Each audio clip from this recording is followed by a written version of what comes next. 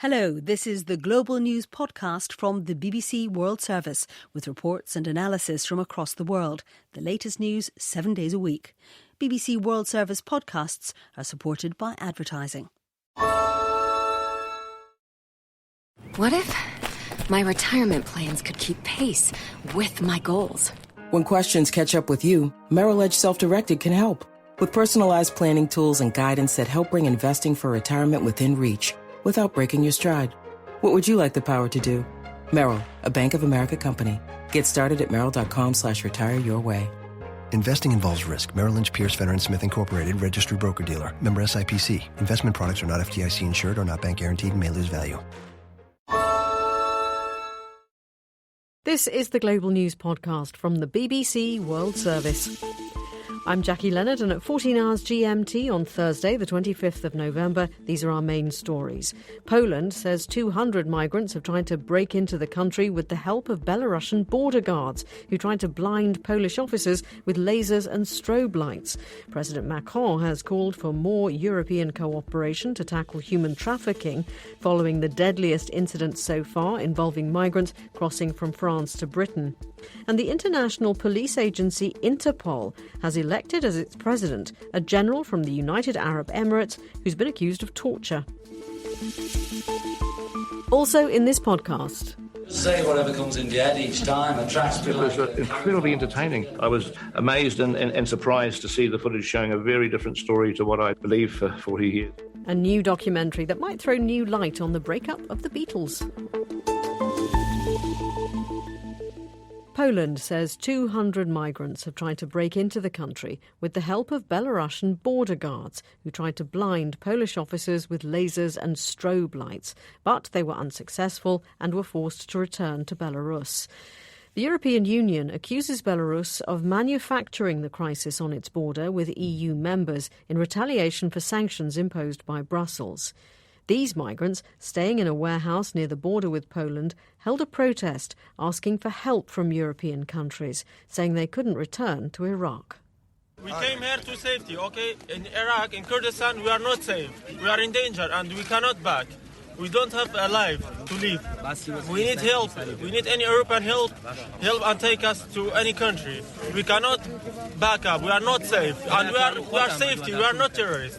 We just need help. These people cannot back to Iraq. We are not safe. We go out in the Kurdistan because in the situation, economic, political, and society not good.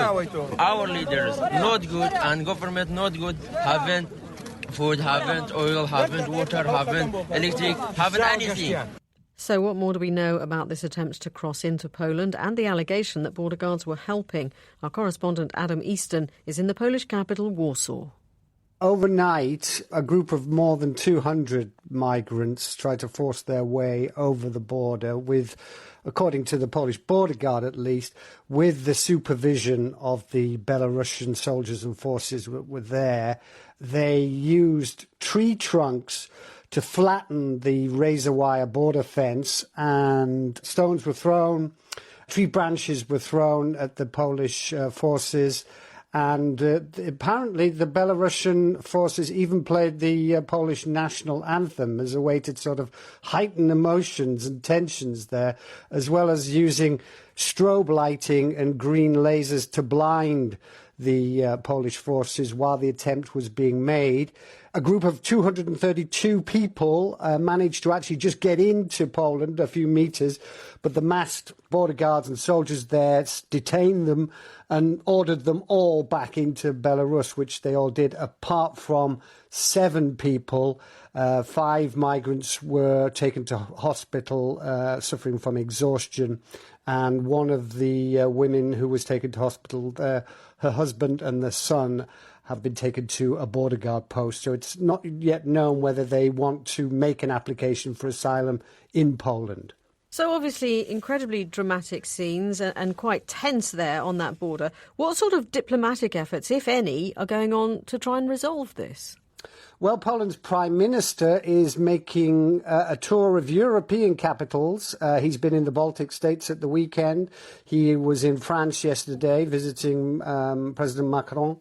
He is visiting German Chancellor Angela Merkel today, and he will be going to see Boris Johnson, the UK Prime Minister, tomorrow. So he's trying to essentially get them to remain firm on additional sanctions against the Belarusian government. And according to EU officials, more sanctions are being planned, and they're going to target transport companies that take part or facilitate people smuggling into the EU. That was Adam Easton in Poland.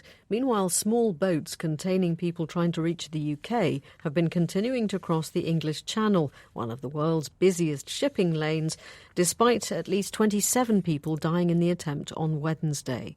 This migrant in Calais said he wouldn't give up.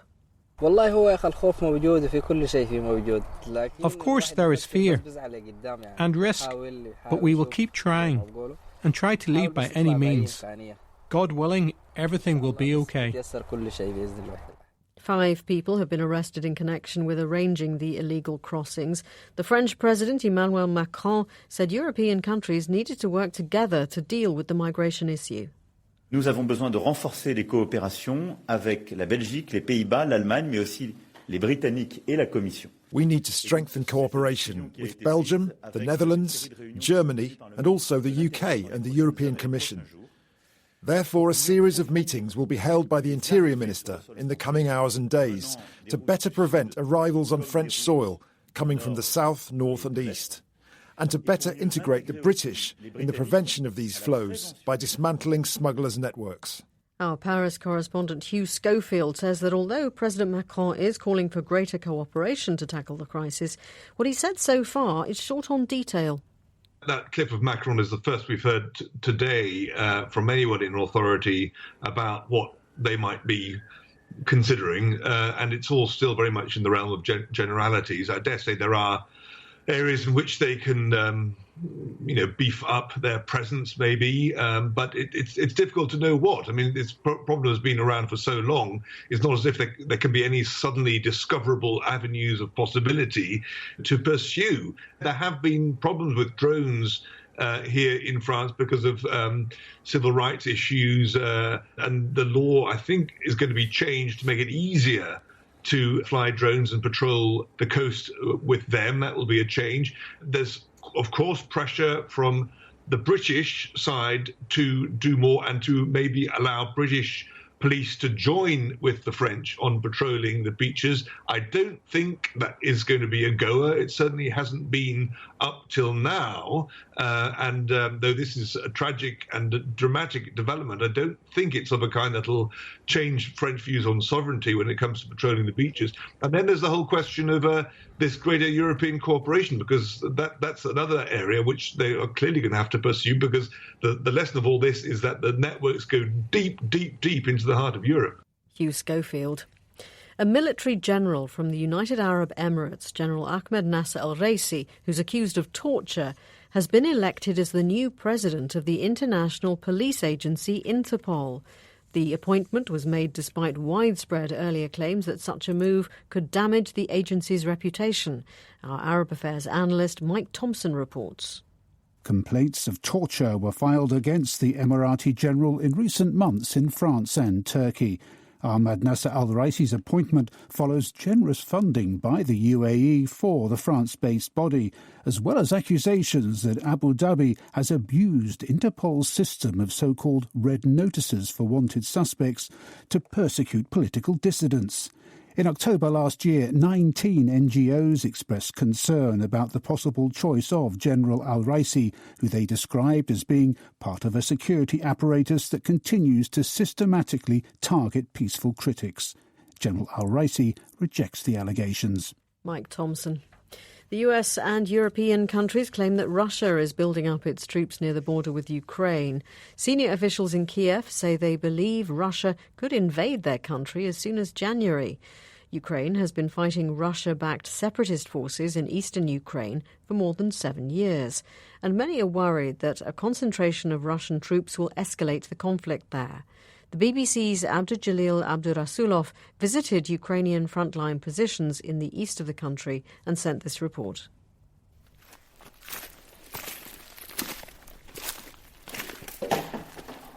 I'm walking on the rubbles of what used to be a factory. Its roof is destroyed, metal rods and concrete blocks lie on the ground. Some of the columns are still standing, but they're all covered with bullet marks and traces of shrapnel. This former factory is now a battleground, where Ukrainian military fight Russian-backed forces. Carefully. I follow soldiers in the trenches, bending low and keeping our heads down. The position of the separatists is less than 100 meters away. And despite the ceasefire agreement brokered by France and Germany in 2015, shooting here has never stopped. Captain Andrei Berbushenko from the Ukrainian Armed Forces tells me his unit is constantly under fire. While the sun in the sky, it's something about 1-2 times a day. But at the night, every hour, they're just starting firing and shooting on us. They're trying to find our gun places, our rocket places, and they always try to find our weak place. We've just heard a few gunshots and a couple of explosions. We're now taking cover behind this concrete wall and sandbags, and the soldiers are reassessing the situation, and then they will make a decision what to do next. In the past few weeks, the tensions have been growing because of the allegations that Russia is concentrating its troops near the Ukrainian border. U.S. Secretary of State Antony Blinken. We have real concerns about Russia's unusual military activity on the border with Ukraine. Russian President Vladimir Putin, in turn, accuses the West of fueling tensions by providing lethal weapons to the government in Kiev and holding military drills in the region. While the political tensions build, the war here right now is seen by security experts as a low-intensity conflict. But the Ukrainian soldiers here watch the Russian-backed forces closely. Platoon Commander Alexander Timashuk. They seem to gather and move forces. They are digging in and strengthening their positions. They seem to be getting ready for something. Maybe not for a full-scale war, but certainly for an escalation. At night, shooting is more intense. I go inside the abandoned factory with Captain Berbushenko, and we sit in the dark as he monitors the situation. Who is shooting? Can you say? For this moment, we don't know, so we need some time to understand what's going on, what's the situation, who's shooting, where shooting, and in which direction. What do they want? Another one. But is that incoming or outgoing? It was 2 incoming. For this moment, as far as I understand, it's just disturbing firing. That's why we won't give them answer. We had to leave our position as it was getting too dangerous. The sound of explosions in the distance served as a reminder of the continuing conflict on the front line. Abdul Abdurasulov in Ukraine. After more than 70 years of stop-start attempts to excavate an ancient 3-kilometre walkway in southern Egypt, the city of Luxor will today finally open the 3,000-year-old Avenue of the Sphinxes to the public. The walkway, lined with more than 1,000 statues of sphinxes, connects Luxor Temple with the temple complex of Karnak. Rana Taha from BBC Arabic is in Egypt and told us about the statues. There are 3 different types of sphinxes. All of them have the body of a lion, but some have the head of a ram, others the head of a human, and others, the third type has the head of a falcon or a hawk. So this avenue has the first 2 types. The head of a ram sphinxes were introduced in the 18th dynasty in ancient Egyptian times, and then they followed up in the 30th dynasty with the sphinxes with head of humans. We expect both to be on display tonight at the opening ceremony. And what else can we expect from this ceremony? There are huge preparations. There's a big production taking place, and what they have promised is a revival of a festival, an ancient festival known as the Opit Festival that used to happen back in the olden times on an annual basis, using this exact same walkway from the Karnak temple to the Luxor temple. The festival that will be revived tonight will use hymns that are inspired by writings and scriptures on the temples in Luxor. So it will be very, very lavish. It's supposed to be sort of a back to the ancient times sort of performance. And it was a huge renovation project, wasn't it? Oh, yes. So the walkway itself was discovered back in the 40s, and it's been unveiled gradually since then, but the attempts to renovate it have started some 14 or 15 years ago. So many governments have come and gone while this renovation project has been underway. So, yeah, that's why today is considered a big day. That was Rana Taha. Still to come in this podcast, just how thankful are Americans on this, their Thanksgiving holiday? A friend from Ohio, the kindest, most gentle soul, says his family won't be getting together because of toxic divisions that have come to the fore in the past few years. Australia is sending a peacekeeping force to Solomon Islands after a second day of unrest. Anti-government protesters have set fire to government buildings and looted local businesses, particularly in the capital's Chinatown district. We'll get more on what's happening now in just a minute from our Asia-Pacific regional editor, Michael Bristow. First, let's get some more background on the Solomon Islands from our reporter, Jack Graysmark. Off the eastern coast of Papua New Guinea, Solomon Islands is made up of 6 main islands and hundreds of smaller ones. Its name was given to it by the Spanish explorer Alvaro de Medina in 1568, hoping the islands to be full of mineral riches that match the fortunes of the legendary biblical king.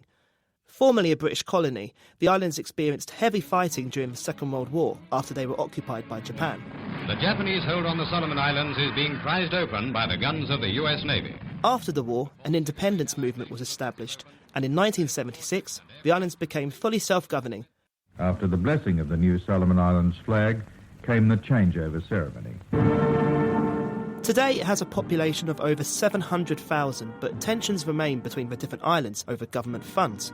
The island of Malaita, the most populous, is particularly angry at the central government. Most of the current protesters come from there. The Australian Prime Minister Scott Morrison said security personnel would be deployed immediately following a request from the Pacific nation's own Prime Minister. Our purpose here is to provide stability and security. It is not the Australian government's intention in any way to intervene in the internal affairs of the Solomon Islands. That is for them to resolve. Our Asia-Pacific editor Michael Bristow outlined the key factors behind the instability. Some of the local ones which we heard about there, Solomon Islands made up of a number of different islands, and they're competing for money from the central government, and so that produces unrest occasionally. Solomon Islands has also been caught up in a diplomatic row between China and Taiwan. A couple of years ago, it changed recognition from Taiwan to China. And a lot of people, particularly people from the island of Malaita, appear to be angry about that. And some of the buildings attacked are Chinese businesses, as you mentioned a few minutes ago there. So that's basically the core issues at stake. And remind us about Australia's relationship with the Solomon Islands and if an Australian presence is likely to quell the trouble. Well, Australia considers this area its backyard. It's very close geographically. In fact, Scott Morrison described Solomon Islands as part of our Pacific family. They give a lot of aid there, a lot of financial help, also military help. Until 4 years ago, they had a peacekeeping force in Solomon Islands because of previous unrest between the islands. How long is this force going to stay? There's only 100 or so going. Scott Morrison talks about it being a couple of weeks, so he doesn't see this as a long-term intervention in Solomon Islands. Indeed, he has said that they're just there to ensure calm so that the government there can deal with it. So what efforts are underway? Who's talking to who to try to negotiate an end to the unrest? It's difficult at the moment because lots of opposition politicians in Solomon Islands are calling for the Prime Minister to step down. He's refusing to do so. So this is going to play out over the next couple of days. It's not clear what that resolution will be. Michael Bristow. Well, the Australian Prime Minister Scott Morrison has introduced a contentious religious discrimination bill to Parliament. The bill enshrines the right to make statements of religious belief, even if these breach existing laws. From Sydney, here's Shaima Khalil. Years after the original draft was written, Scott Morrison introduced what's been described as a watered-down version of the religious discrimination bill. Mr. Morrison said the proposed law would bring clarity and confidence that Australians of faith would be protected from discrimination. Some moderate MPs from Mr. Morrison's Liberal Party have expressed concern that the legislation could allow religious schools to expel gay students and sack gay teachers, and have urged the Prime Minister to strengthen protections for the LGBTQ community. Shaima Khalil. Now for some potentially good news if you are over 40 years old and your eyesight is starting to get worse. New research here in the UK shows that looking at a deep red light for 3 minutes in the mornings can significantly improve declining eyesight. James Copnell has been speaking to the lead author of the research, Professor Glenn Jeffrey, from the Institute of Ophthalmology at University College London. Every cell in your body has got a little series of batteries in it, and they're called mitochondria. And like your car battery, over time they run down and they leak, and they're far less efficient. Exactly the same in a cell. And the consequence is, as you get old, you've got less energy for cell function. Now, the light actually influences these little batteries, and it recharges them. The concept is very simple. The thing that most people don't know is the eye consumes more energy than any other part of your body, more than muscle, more than anything. But also it ages faster than any other part of your body. So by the time you're 70, you've lost a third of the cells in your retina that collect light. How would this actually work in practice? I mean, I'm intrigued by the idea that it seems to be specifically in the morning that you need to look at this deep red light. Yeah, well, every cell in your body has got different, it's got numbers of jobs to do, and it does those jobs at different times of the day. Now, the mitochondria are busy doing, they've got 20 or 30 different jobs. The big job is generating energy. But they do different jobs at different times. And so you can speak to them at certain times and get them to do things. And at other times, I think in the afternoon and at night, they turn in on themselves and they're doing housekeeping. They're busy doing other things. So we can't influence them really after about 12 o'clock midday. We can't influence them generally before about 7 o'clock in the morning. I'd love to know what else they are doing, but they're very busy. They're very busy kind of little things. And I presume it's not just any old red bulb. I can't just pop down to a local hardware store and get the sort of thing I need. You can't. No, you can't. Our visual range covers what we call from about 400 to 700 nanometers. 700 is deep red, and it's where you move into the infrared range. So we're on that border between the infrared and the red. So we use 670. You can use slightly longer wavelengths. So it would look like a very deep bicycle light, 670 nanometers. So we need that wavelength. We need it at the right time of day, and we need to deliver it at an appropriate energy. Now, the energy is not great. One of the things that we found in this study is we need far less energy than we originally thought. So we were originally working at 40 microwatts per centimetre squared, which is a big mouthful. But we're now down to 8, and I think we can get even lower if we try. Likewise, we're at 3 minutes. One burst of light, 3 minutes. Previously, we were looking at multiple bursts over weeks. We now think we can probably push that down to maybe a minute and a half. So that means while you're brushing your teeth or while you're making a cup of coffee, you can be exposed very briefly to one of these lights, and then that will recharge those batteries for a week. So that will improve for a week your colour perception. That was Professor Glenn Jeffrey from University College London. It's Thanksgiving in the US today, the holiday when families crisscross America to sit down together and eat turkey. But just how thankful do Americans feel right now, with inflation rising, the pandemic not yet in the rearview mirror, and the scars of January the 6th still evident? It's our North America editor John Sopel's last Thanksgiving in the country after 7.5 years there, before he returns to the UK. This will be my 8th and final Thanksgiving before I move back. And the thing that has struck me about living here is the courtesy, respect and old-fashioned politeness. When I tell Americans there are those in Britain who could learn from this, they seem startled. But there'll be a lot of families who won't be gathering this year. A friend from Ohio, the kindest, most gentle soul, says his family won't be getting together because of toxic divisions that have come to the fore in the past few years. He works in the media and is sick of having his family telling him that he works for fake news. There have always been divisions in the US, some of them going back to America's original sin, slavery, and recent court cases have underlined the profound feeling of grievance that the legal system doesn't work equally for black and white defendants. These divisions seem to have been exacerbated during the Trump presidency, when America was either passionately pro the 45th Commander-in-Chief or downright hostile. Few were indifferent, and so crazy things have become a political dividing line. In the South, there were restaurants and bars that banned people from entering if they were wearing a mask. Just think about that. In the land of the free, during a pandemic, some would deny you the choice of wearing a face covering for yours and others' safety because PPE had become political. There was a recent governor's election in Virginia where the Republican pulled off a hugely impressive victory. But the Democrat candidate had a 14-point lead among those who'd been vaccinated. That's astonishing.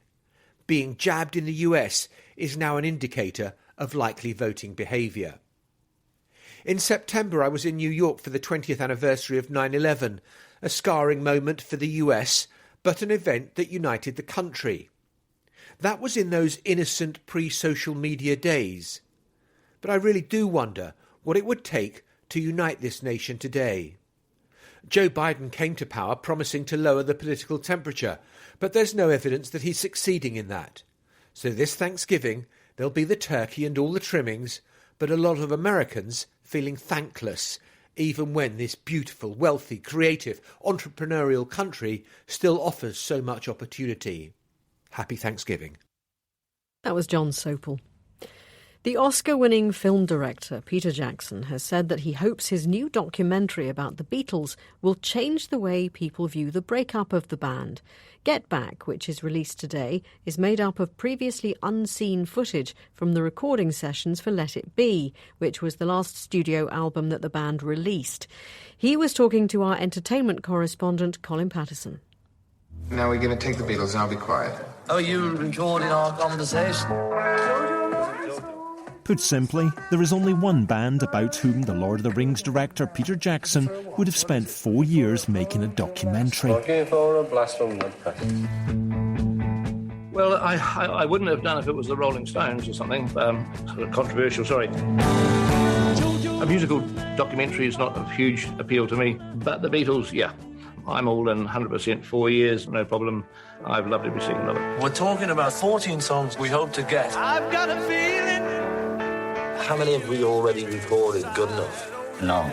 Get Back came about when he was meeting with the Beatles company Apple to discuss a possible virtual reality exhibition. But as a Beatles obsessive, he took his chance to ask something he'd always wondered about Michael Lindsay Hogg's 1970 documentary, Let It Be. I knew that they shot 50, 60, 70 hours of footage, and I had no idea where that ended up. So I said to them, well, what's happened to the outtakes of Let It Be? And they said to me, well, yeah, we've got it all, which was great. As a fan, I was sitting there thinking, yeah, you've got it all, great. They said they've got it all, and they were thinking about using it for a documentary, a standalone documentary, and but they didn't have anybody, a filmmaker attached. Only time in my life I've ever done this, I sort of put up my hand and I said, well, if you're looking for somebody, please think of me. Just say whatever comes into your head each time. It tracks me like a cauliflower until you get the word.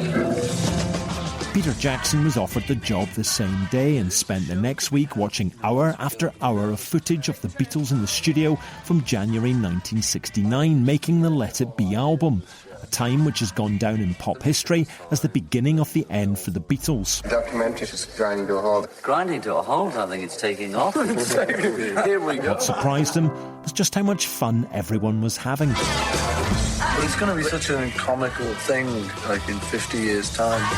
They broke up because Yoko sat on an amp. Paul McCartney has said watching this documentary has changed his perception of the breakup of the Beatles. That's quite a thing. You know, when I talk to Ringo or Paul about their memories of January 1969, I'm thinking, well, I think you're remembering Let It Be, the movie from May 1970, because you obviously saw it. And in May 1970, Paul had just announced in the press that the Beatles had broken up. In April, he'd announced it. So the headlines are all full of the Beatles breakup. Then this movie and album appear. And so everybody has the perception of Let It Be being the breakup album. And yet it was actually shot 15 months prior to that. They weren't breaking up when this footage was shot. So that explains why they're surprised. If the footage showed a truly miserable band not wanting to be doing what they were doing, I wouldn't have made the movie. That's not the movie I would have ever wanted to make. I was amazed and surprised to see the footage showing a very different story to what I believed for 40 years. And the result is an almost 8-hour documentary for Disney+, showing the Beatles creating some of their best-known songs from scratch. And it features the whole of their famous final rooftop concert. We should do the show in a place we're not allowed to do it, getting forcibly ejected. Get Back is split into 3 parts, and there is one other trilogy which links Peter Jackson to the Beatles. The Fab Four were deadly serious about wanting to make a film version of Lord of the Rings. I've been scraping together little pieces of information. I've been interrogating Paul about it. For a moment in time, they were seriously contemplating doing that at the beginning of 1968. And they got excited about it. And ultimately, they couldn't get the rights from Tolkien because Tolkien didn't like the idea of a pop group doing his story. So they tried to do it. Paul is Frodo and John is Gollum, I believe. Apparently, yeah, apparently. How different your life might have been if they had made that movie. When I spoke to Paul about it, he said, "Well, I'm glad that we didn't do it because you got to do yours, and I like your film." And I said to him, "Well, it's a shame you didn't do it because what would the soundtrack be like? Because it would have been a musical. What would the Beatles have done as a Lord of the Rings soundtrack album? That would have been 14 or 15 Beatles songs that would have been pretty incredible to listen to." So I've got two minds about it. I would have loved to hear that album, but I'm also glad I got the chance to do the film. Film director Peter Jackson ending that report by Colin Patterson. And that's it from us for now, but there will be a new edition of the Global News podcast later. If you would like to comment on this one or the topics we've covered in it, do please send us an email. The address is globalpodcast@bbc.co.uk. And do please keep telling us where in the world you are. We are trying to mark off on a map all the places that we get to. Basically a kind of global bingo. We have already heard from Stephen in New Zealand, originally from South Africa, and Patricia in New Zealand as well, in her vineyard, no less. Elisa and Carlotta both say ciao from Italy. Artemi is in Russia. Henrik in Poland. Aklia is listening from the sunny islands of the Bahamas. Very nice. Please keep them coming. We're going to need a bigger map and probably more pins, which is all very gratifying. The studio manager today was Rob Fanner. The producer was Tracy Gordon. Our editor is Karen Martin. I'm Jackie Leonard, and until next time, goodbye. These attackers have no fear. They would have killed me had they found out. It was really intense. I just saw the entire financial markets grinding to a halt. Was North Korea behind one of the most audacious cybercrimes ever attempted? So many millions of dollars. There was chaos. It was almost like a perfect crime. How in the world did this happen? The Lazarus Heist from the BBC World Service. It was a very scary situation. Catch up with the whole series now, wherever you get your podcasts. What if I could retire earlier and sleep later? When questions bubble up, Merrill Edge Self-Directed can help. Personalized tools, investing ideas, and guidance make it easier to stay on top of your retirement goals. Whenever you're up for it. What would you like the power to do? Merrill, a Bank of America company. Get started at merrill.com/retire your way. Investing involves risk. Merrill Lynch, Pierce, Fenner & Smith Incorporated, registered broker-dealer. Member SIPC. Investment products are not FDIC insured or not bank guaranteed and may lose value.